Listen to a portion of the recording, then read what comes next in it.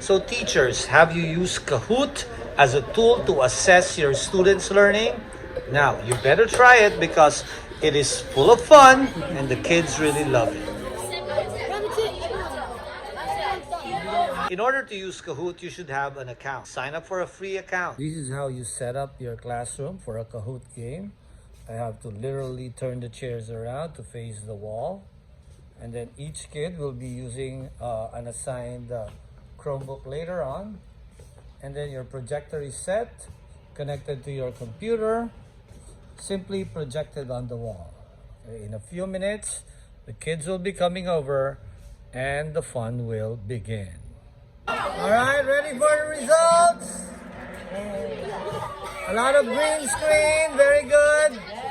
I'm happy that's 26, got it right. You can make your own Kahoot games, or you could use all the available materials that the other teachers have prepared for you. You can even edit what they've done and make it your own. All right, ready? Here we go. Answer is... My fingers up by 600. Wow.